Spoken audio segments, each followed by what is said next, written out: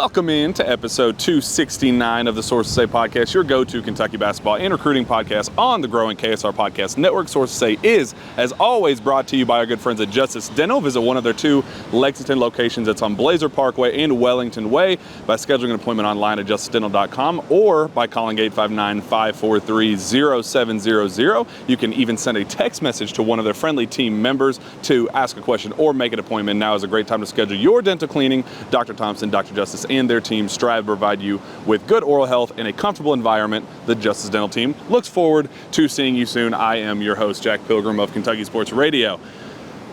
In paradise, Drew Brown. Look at this. Of a sea of blue, my guy. He's been on the show a couple of times. You guys know him. You guys love him. Here to break down Kentucky's 93 to 60, what? I don't even really... Pummeling, I believe it was 69.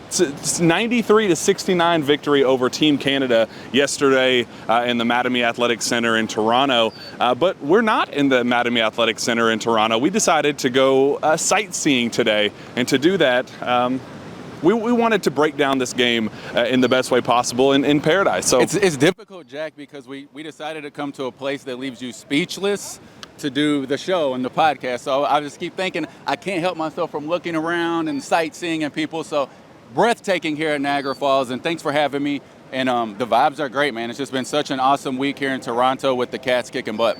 And I want to ask you about that because we've been enjoying this beautiful city together. Toronto, man, it's like everything you could possibly look for in a tourist destination city, a big city feel. It's like all the stuff you hate about New York City and the dirtiness and just the extra stuff that comes with being in New York City, Times Square, all that. It's like all of that thrown out the window, all the good traits that you like about it, the big city lights and the skyscrapers Absolutely. and all that. Love Toronto, man. Big fan. Yeah, when you smoke the host team 93 to 69, it makes you enjoy the city, I think, a little bit more.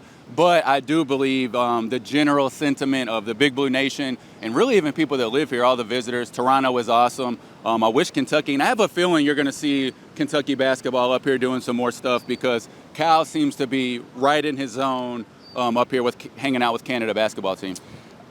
He kind of went on a little tourist run talking about Toronto, how much he loves just walking the city, all the restaurants he loves and all that. Then started randomly naming off all of his past talent, Canadian talent.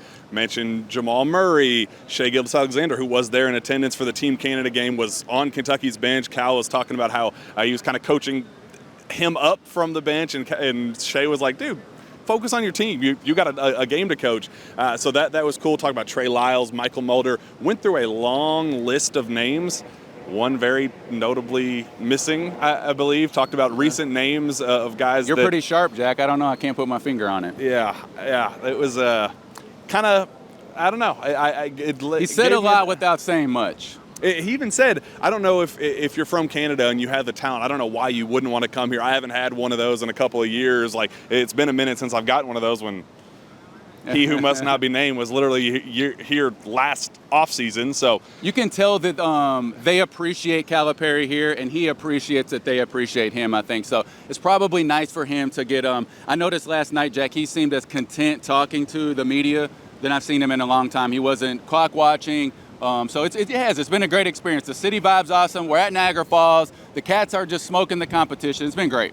Well, obviously the big storyline that everybody wants to know about, everybody wants to talk about, Reed Sheppard. It wasn't Antonio Reeves leading the team again in scoring with 23 points. That wasn't the storyline. It was Reed Sheppard absolutely exploding, doing it all on both ends of the floor. Reed Sheppard, there's been so much buzz about what he is as a basketball player and just how quickly he's adapted to life as an SEC level talent. And coach has been raving about him. There's been so much positive press about Reed Sheppard. Well, we haven't gotten to see it in a live game action. We saw it a little bit against Team Germany in that debut, but he didn't score. We finally get to see him explode from a scoring perspective. He knocked down a couple quick early shots, but really the biggest impact that he created for himself with back-to-back steals, leading the dunks the other way, and then that unbelievably ridiculous swat on the perimeter that led to a vicious dunk on the other end. Reminded you of the good old days with Jeff Sheppard. Yeah, the comparison pictures were uncanny. It was unbelievable seeing just how he leaves off 1 foot and the full extension two-hand dunk. So you're right, Reed stole the show. And oddly enough, I have not had the chance to see him play live very many times, but I get stories from you and others, and it's always the same story. the environment was crazy, and Reed showed up and played well, so I wasn't surprised to see that. You heard him also, Jack, mention in the postgame that that big block was just from the scouting report. As soon as it touched his hand, he said he knew 27 was a shooter, so he jumped, and y'all had a big smile. And also, I thought was neat that Cal mentioned how much the other players like to play with him because he does create offense from defense and he shares the ball so well. Does it shock you at all that he got so much extended run at the point guard position? I mean, this is a kid that was kind of known as a combo, played against, lesser competition at North Laurel, obviously didn't have the high-end praise and the accolades. He was a McDonald's All-American, but he wasn't a top 10 recruit like DJ Wagner or Rob Dillingham, but he fit like one of it didn't feel like two and then the third Right. being Reed. It felt like all three of them kind of belonged together as a cohesive unit in the backcourt. Yeah, I wrote an article on A Sea of Blue and mentioned that, how many guys Calipari can put on the ball as like the dominant ball handler to initiate offense. At times he can have 5 people on the floor to do it at once. So it's been awesome watching that style of basketball, have that many players that can create offense for themselves. And back to Reed Sheppard, it's time to just end all the comps and comparisons because he's his own player and he's proven that he plays both ways, and I think his impact is going to be substantial as he learns the college game because he prepares like a pro, Jack. Drew, another huge standout for me, 27 assists on 35 made baskets. For whatever reason, the ball movement, you'd have no idea that they only had 10 practices to work with together. Yeah. Antonio Reeves arrived on campus 2.5 weeks ago. Trey Mitchell, the same thing. You'd have no idea that a group that had just arrived, even the freshmen early start the month of June, that they are as cohesive as they are right now. You'd have no idea that they haven't been together for years at this point. Trust me, Jack, as someone who was trying to take some photos, I know how fast that ball was whipping around the perimeter.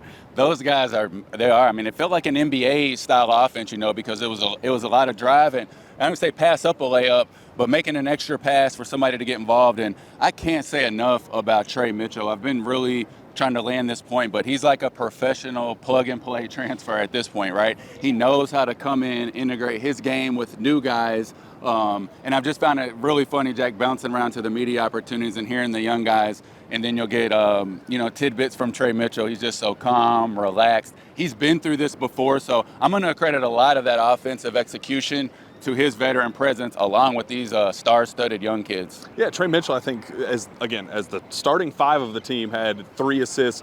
Adu Thero had 4, as Kentucky's starting 4 actually had 5. Reed Sheppard had 4, Justin Edwards had 3, and Rob Dillingham, 9 assists with 1 turnover. Again, he was one of those guys that I think took a lot of flack for kind of playing a selfish brand of basketball, kind of the flashy, I'm going to go get mine, I'm Mr. Rob with the shifts, like.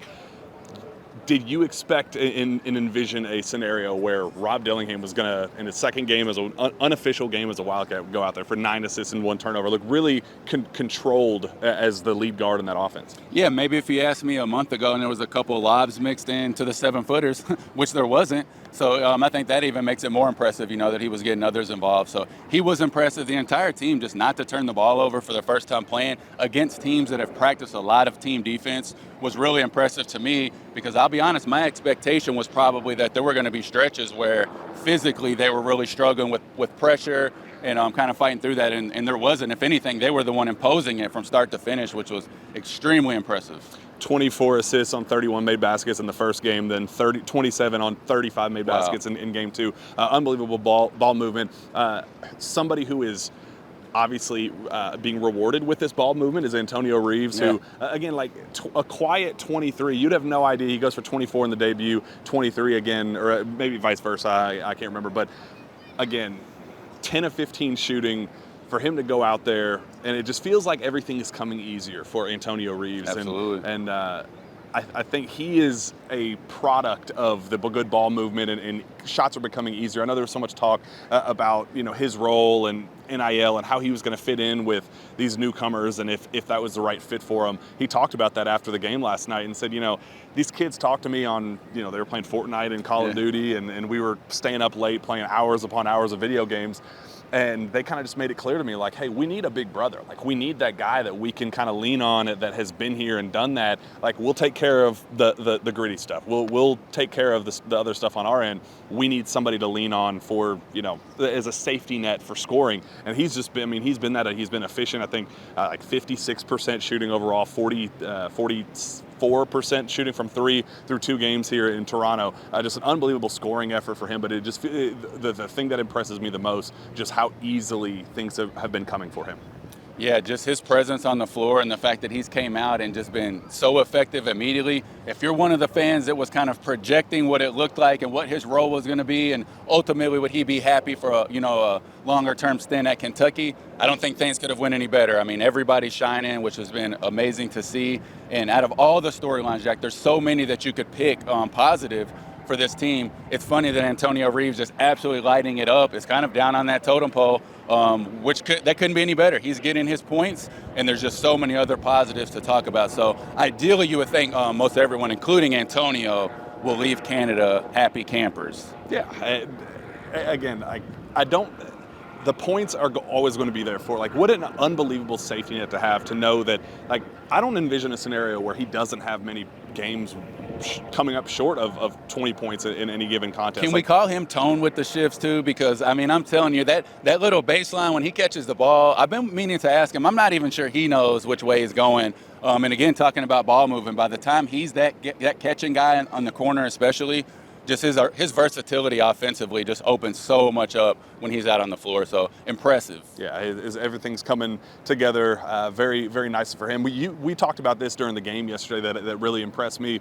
DJ Wagner, if you just look at the box score, you'd really have no idea that he was kind of one of the big standouts. He started out cold, started out 1 for 5 from the field, and then finished with three made 3-pointers. But it was the mentality to continue to play through the mistakes. He was clearly bothered by the length and physicality of Team Canada there for a couple clear spurts, but his ability to just kind of play through the physicality, play through the length, and say, all right, how can I learn from this? How can I grow from this? And to just kind of stay locked in and not, have that short-term memory, not let one bad play turn into 2, and continue to hit shots. He had one at the end of the third quarter and then one early in the fourth that kind of really ballooned that lead. 25, I think, was his last made 3-pointer. That is the difference between DJ Wagner. You brought it up as like that Mamba mentality. Yeah, if there's any player that you maybe would be concerned about from a staying locked in or need to get going type guy, it's not DJ Wagner. I think he's going to have a lot of self-accountability. He prepares, I think, with kind of that dog mentality, wants to come out and put it on his opponent. So you're right. It'll be a little bit interesting for him to find exactly what his role will be on this team. But ultimately, he's going to attack. He's going to do his thing. And he has been I think quietly kind of asserting aggression, Jack, if that makes sense. Drew, Justin Edwards was also somebody that struggled to, I guess, shooting to start the event. I don't know if it's something about that FIBA ball. He's always been kind of known for when he has represented the U.S. With Team USA in the past. I don't know if it was about something about that FIBA ball he's just struggled with. He was cold to start in game 1. Then got things going in game 2. Just what do you think worked for him to start to get some shots to fall? I think there was a concerted effort to get him going. I could notice on the bench that, they were kind of over-celebrating positive plays that he made. Kind of similar, I think, what they did with Reed in game 1 to get him going. So not really worried about him. He might be one guy, Jack, that I would keep my eye on for, kind of like defining his role a little bit, because he is a different player, I think, than some of the other more ball-dominant guards. But I love the awkward lefty game. I just love it. So I'm not worried about Justin Edwards. Maybe he's due for an explosion tonight. Yeah, 16 tomorrow. 16 points, 5 rebounds, 3 assists, 2 steals, 0 turnovers in 19 minutes. Look, with his physical tools, he's always going to figure out a way to stuff the stat sheet in some form or fashion. That's just how he operates, and I think that's why he's going to be one of those plug-and-play guys that it's going to be hard to keep him off the floor, just because even if he's not scoring, he's going to poke balls loose. He's going to be active in the passing lanes. He's going to force turnovers, create transition opportunities the other way. I also think he's just going to finish around the basket. He's going to be a lob threat. Like, he does so many little things where even if his shot isn't falling, and it's going to need, like, he can't just be out there and miss shots constantly. He has to find his rhythm, and he was able to do that there late against Team Canada. But I think Justin Edwards is going to have a pretty clear role cut out. What do you envision that position-wise? How do you see him long-term fit-wise? Maybe a former UK player that he kind of reminds you of, or just from a role perspective, what are you expecting out of him? Maybe I'll just phrase it like an X factor. I think he's going to bring a good X factor to Kentucky's opponent's game plan preparation. Because, again, kind of going back to with his left hand, the way that he plays, he's so versatile that maybe an X factor. So insert your Kentucky player X factor. And I'm thinking that's going to be kind of how it is with a lot of guys, Jack. I don't know that, like in past years, we're trying to define different roles, especially that 4 spot, right? It's always been that spot. But this year, I really do think positionless basketball will be more prominent for your viewing eyes, which I know it's been far more pleasurable here in Canada seeing these 81, 93-point scores. And we talked about that in the car. How much more enjoyable is it to just see high-level basketball, high-octane offense, the shot charts, unbelievable, where it's interior shots or shots out on the perimeter. We're not seeing the 18, 19-footers anymore. That's something that Kentucky fans have just been going crazy over. You look at a shot chart from last year, and it was just like a scatter plot. Stuff all over the place. Now there's like a rhyme or reason to what Kentucky is doing. There's a clear point of emphasis to what Kentucky's trying to do offensively. It's find open shots on the perimeter or bully ball down low, and it's so far so good up here in Toronto. Yeah, I mean, I was just music to my ears, Jack, on day one after Kentucky, beats Germany handily.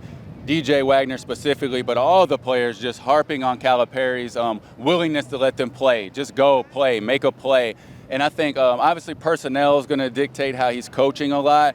So, in past years, maybe it's not fair to make criticisms as much about offensive strategy when you didn't have the guys to do it. But, man, this year it does seem like he is going to have some free reign. And I'm just saying, Jack, it's starting to feel a little like the old Calipari years. Maybe it's the mist from the falls here, but I'm feeling some old Cal vibes these last few days, both on and off the court. Cal brought up that he has basketball players again. And again, it wasn't a shot at anybody in particular. And he's had, like, Case and Wallace was a hooper last year. He was a basketball player. But I think the total unit is what makes John Calipari so excited about this specific team, because there is so much versatility. There is so much ball handling and playmaking and shooting. I mean, so much better of it. Like John Calipari said after game one, after they shot 27 three-pointers, that could be the norm for this group. And I went back and looked at some of the numbers in Cal's history. He has never had a team that has taken more than 19.9 threes in a single season. So to say 27 could be the norm for this team in particular would blow out every expectation that he's in bar that he's set in the past. However, game two, he goes out and Kentucky launches 30 three-pointers. So we're starting to see at least the sample size growing ever so slightly. And when you have so many playmakers, so many guys capable of beating you off the dribble, getting paint touches for the easy kickouts to Antonio Reeves wide open in the corner, dish it back to DJ Wagner, who's been knocking down shots, Reed Shepherd, who's finally making shots. Like, at some point, something's got to give. You have shooting at all 5 positions. That's a really just enticing opportunity where you can go true 5 out. Can I pose a question to you and all the KSR sources, say listeners who I appreciate letting me come on. You guys are awesome. But I'm going to pose a question, Jack, and I was going to do this on the ride up. I'm glad I waited. I was thinking about this. A 2-on-2 tournament. Let's say you got, and let's put these names in there: Antonio, Adu, DJ, Rob, and Reed. I cannot think, there's no matchup out of those options that I can think, oh, that team's going to run away. There's any combo of those 5 guys in a 2-on-2 tournament if you just pick to play against. That, to me, proves the versatility. Can you think of one that, if those were paired up, no one would beat them? There's no lineup that would surprise me to win that tournament. Man, you got to take the physicality, and I want to ask you about Adu, man. I feel like Adu's got to be one of them. I mean, he'd be a 2-on-2 problem, wouldn't he? I mean, just the way Absolutely. The way his body has developed and grown, and he is now, like, he was already a foul drawing king last year. Like, that's what he was known for. And he was kind of a little skinny twig. He was growing a little bit, especially height wise, but he's starting to fill out a little bit. He's starting to fill out like his dad did, where Cal says he's 6'7", might even be 6'8" at this point. His dad was 6'9". Like, at some point, Cal brought up him as a potential long-term solution at that 4 spot. Like, part of me thinks that might be what Cal has to do. I mean, I think there's a real fit there at the 4. Yeah. I don't know what you do when Ugo comes back. I don't know what you do when Aaron Bradshaw comes back, but I really like what I see out of Adu there at that 4. And then I do, Jack. The more we talk about it, I mean, what are you losing if he plays the 4? Nothing. My biggest takeaway of the entire event may be just his physical presence. I mean, I really stay away from the hype tweets over the summer, Jack. We've seen them countless times. But with him, I mean, it was just immediate. I mean, last year we were talking more eye to eye. This year, he's just staring down on us, and his ability now to protect the rim and absolutely to rebound the basketball, I think has been eye-opening for this team, minus the bigs this week. So he has to play, you're right. And he would be on my 2-on-2 pick because I think he's going to be real hard to stop in that environment. He's a problem physically. I guess that just poses the question, what comes next? If Adu is your 4, Cal talked glowingly of him at that 4 spot. What do you do from there? What do you do with Ugonna Onyenso dealing with the it just sucks, man, because you wanted to see Ugo in this event. It doesn't look like he's going to be playing. This was the perfect opportunity to see where he was in his development, what you had with him outside of, Jordan Burks has been guarding him in practice. Trey Mitchell, ever so slightly, but that was like a week stretch. We have no idea what we have with Ugonna Onyenso right now. All reports were that he was fantastic defensively in that scrimmage leading up to the ankle sprain, but it's like, how much can we lean on him to be that anchoring force in the front court? We don't know that for certain yet. Where does Aaron Bradshaw fit in? Because Trey Mitchell has been a clear glue guy, clear plug-and-play guy, he's going to have to play. Aaron Bradshaw is also going to have to play, but it's like one of those deals that the minutes have to shake out somewhere, and I don't think you're going to take Adu off the floor. Cal even brought that up after the first game. It was like, Adu, at the end of the day, Adu just does things that nobody else on this team does. He's going to have to play. Yeah, Cal got a smirk on his face last night, too. You're kind of going through all the positive stats with the win over Canada, and he smiled and said, we had a couple 7-footers too, and they're pretty good. So I thought that was, you forget it's crazy to be at this event. I was kind of thinking we'd be, trying to plug holes, right? Oh, this is how we can fix some of this. Don't forget we're getting the 2 7-footers back. But man, they've just been so impressive without them that it will be interesting to see how they get integrated back in. But there's always going to be room for rim protection in college basketball, and specifically in March. So that's why Kyle gets paid the big bucks, Jack. He's gonna have to figure all that out and get them tuned up before the spring gets here. So this is obviously not the same Team Canada that was last year. I mean, there were lottery picks on that team, like high-level Power 5 college basketball players on that Team Canada team. This was more like a mid-major plus, maybe, at least D1, maybe high major minus, something in that realm, but not the same level that we saw last year when Baylor was competitive against that Team Canada squad. You steamroll them, you play really, really well against Team Germany, a really solid group, probably going to beat the brakes off of that Team Africa team on Saturday as well.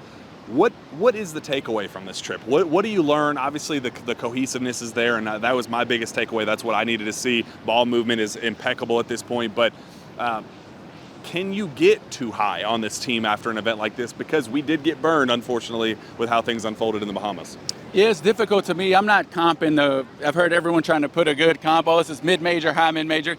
Difficult for me to kind of see in that situation and make that determination. But I will say this, Jack. I would have felt better about Kentucky's chances playing maybe a higher major that's like us and just piecing it together right now than playing a Team Canada who's obviously got some experience. They had a game plan in their home country. So I'm not going to discount what Kentucky was able to come in and do. And I was very much in the camp, Jack, that I was definitively going to leave with a takeaway one way or the other, because you're either going to show up to the events and you're going to kind of see if these guys got the goods or not. And they really proved that they do. I think these guys are going to come out and compete. And just seeing them show up on kind of like an unusual, awkward situation and being able to play their game and not get intimidated said a lot. So that'll be my biggest takeaway, and Adu's strength. How about, you brought up just kind of this being a road environment. It was a home game for Team Canada. You kind of got our first hostile environment for this young Kentucky group that is going to have some hostile road trips this upcoming season. I thought that was kind of an underrated part of yesterday's game, where that was a group, yes, we got some big Go Big Blue chants, but that was an overall group that was actively rooting against the road, the visiting Kentucky Wildcats. Yeah, I mean, you're on another country's soil playing them, so I think there's definitely still going to be an aspect of feeling like you're up against something, but you knew the BBN was going to show up in full force, which they did, so that was great to see. And I think that everybody here's just had such a good time, Jack. There's been just the palate's been cleansed again from the March loss, which in that short time frame really surprises me, and it's I think encouraging as we move into the fall months. Well, we are on our day off, and we are here in Niagara Falls, where it's absolutely stunning, beautiful backdrop, just awesome opportunity for us.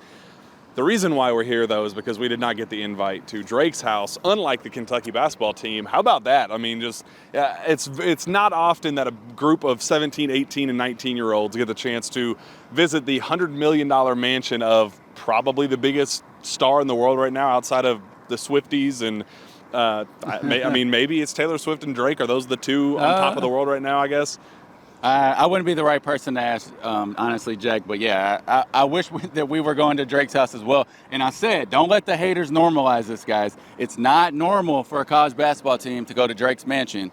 But John Calipari and the Wildcats got it done today. So I saw some pictures. That's awesome. But don't let anyone normalize that and hate on us, because remarkable. All I got to say is Team Africa that Kentucky's playing on Saturday afternoon at 1:30, they're practicing in the normal Mattamy Athletic Center practice gym in the second floor. They don't get to practice in the sanctuary, the absolutely stunning practice gym that Drake has literally in his own home. Like, I feel like that's an unfair advantage for the Wildcats, that they get to be in the sanctuary. They get to be in like, not historic, but a very like wildly publicized and popular gym to prepare for this poor Team Africa team. Like, I don't know, it feels like an unfair advantage for the Cats. I have to assume this will be a legacy recruiting tool, Jack. You know, you can look down the road for all times, say, hey, we go to Drake's house sometimes, maybe this year if you want to, you know, jump on board or come. So it's a unique experience, and I wish I could have maybe at least seen the glimpse, the fence, something. But yeah, it's neat, Jack, and I thought it was cool that it actually came to fruition. I think a lot of people maybe thought he was joking when he mentioned earlier in the week, but nope, there they were. He went out of his way in the press conference to be like, any guesses on what we're doing on our day off? Anybody want to ask me? Yeah, I'll just tell you if you want. I'm going to see a friend who's very popular, who's on tour right now. Like, he's excited about it, and he should be. Like, this is a cool recruiting tool for him that he's going to be able to use for a long time. Drake's going to be popular for a really long time, and that's going to resonate with this fan base. But upcoming high-profile recruits, they will be looking at this story and going, oh my gosh, if I go to Kentucky, we get to go represent the United States in this awesome Globl Jam event, and in the process go hang out at Drake's house.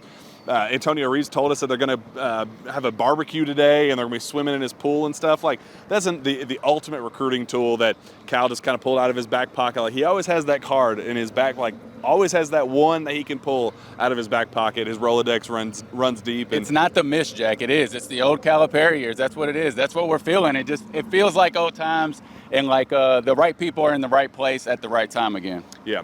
So it's our day off. We're here at Niagara Falls. Absolutely stunning. Big fan of, did we decide it was one of the wonders of the world? I don't believe it is. No, I don't think so. And also, many of them don't exist anymore. When I was Googling on the way, that could be incorrect. Let us know. But I do not believe it is considered to be one of the wonders of the world. It's one of our wonders of our own individual world. Right. So we've been enjoying this. Tonight, we're going to a Blue Jays game. There's a new NBA courtside arena, or not arena, but it's a restaurant that's kind of like an NBA theme with a bunch of cool stuff in it that we have been working with the tourism people here in Toronto. They've been so helpful, unbelievable people. They got that coordinated for us, so thank you so much to them for making this happen. Toronto has been just one of my favorite visits of all time, and for them to kind of go out of their way to try to make us feel welcome. You've talked about how nice everybody is around here.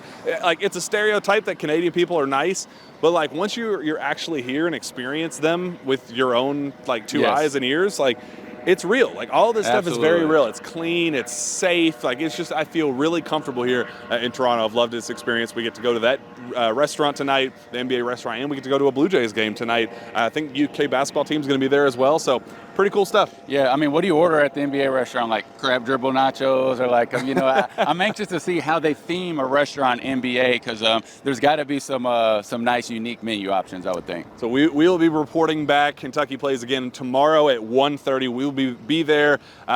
We'll do our normal. This was kind of we were going to try to do this streamed live here, being able to answer questions from fans, not able to make that happen on this show, but we'll be able to make that happen again on Saturday to close out this trip. And they have officially stamped a spot in the gold medal game on Sunday night. Your expectations for tomorrow and on Sunday for the gold medal game? I'm glad you asked me, Jack, because I think Kentucky will handle the game tomorrow with pretty relative ease. But the kind of growing sentiment between us, fans, I don't think that gold medal game is going to be highly attended on Sunday. So part of me wants to say maybe prepare yourself for a little bit of a letdown. I still think ultimately Kentucky will win the gold medal, but I won't be surprised if the wind's out of the sails a bit by Sunday. Just being with this kind of a long trip, you know how you feel when you're ready for a trip to be over. And I expect most fans are going to depart with that being a late Sunday night game. If it is Team Germany, our own video producer, Steven, we were walking through downtown Toronto and we overheard some of the German basketball players that they were talking trash. And they said, that Team USA team isn't even that good. So I'm just putting that out there just in case this gets passed along to, I don't know, a certain coach or a certain player that may need some bulletin board material for this Sunday game. I don't know, but their words, not mine. They say Kentucky is overrated, and I think they're looking to get their teeth knocked in. It kind of feels weird, Jack, being on Canadian soil, representing Team USA and having beef with the Germans. I'm trying to keep it all together, but I think I saw their center running around here earlier. I'm pretty positive I did. But yeah, that's who I expect to play. I think that team was a little bit more polished overall. If you remember, Jack, they had that stretch in the first half where they were knocking down threes, and probably the only time over the last few days that I've really got, a little dicey with was Kentucky going to win. But ultimately, I'm expecting to rock a gold medal. And have we decided, are they getting gold medals? I believe it. It's a FIBA event. They're representing the United States. If they don't get to rock a gold medal, then why are we even here? What's the point of doing this if you don't get a? Yeah, why are we even here if we don't get a gold medal? I hope that I can secure one. I doubt it, but there's a reason that we didn't get invited to Drake's. We're just slums here at Niagara Falls, but we are enjoying ourselves in Niagara Falls. Make sure you subscribe to the KSR YouTube channel. Appreciate you guys tuning in as always.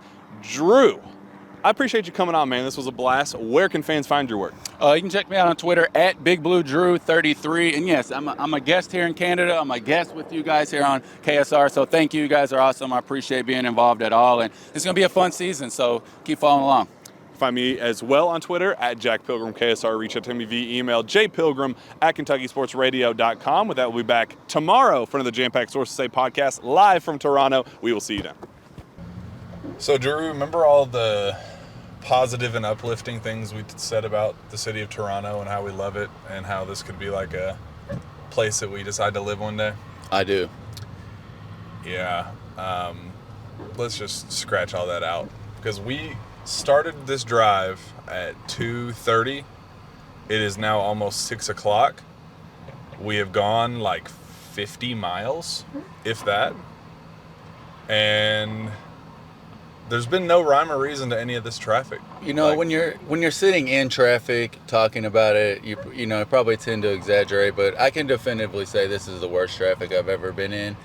If you were going to sit in traffic, just do the podcast at Niagara Falls would probably be a good reason to. But yeah, I'm real close to turning my back on Toronto. Real close. We're not there yet. If you're in position to just walk everywhere or ride little bird scooters or ride bicycles, absolutely. This city is perfect in every sense of the imagination. But if you have to drive your vehicle down actual whole roads, yeah, this is a no-go. I've never seen Google Maps just do mathematical gymnastics the entire time. Just no clue what's going on. And when you see plus 38 minutes over and over on Google Maps, it'll get your tone of voice sounding like mine probably does. And good thing road rage isn't a big thing here in Canada.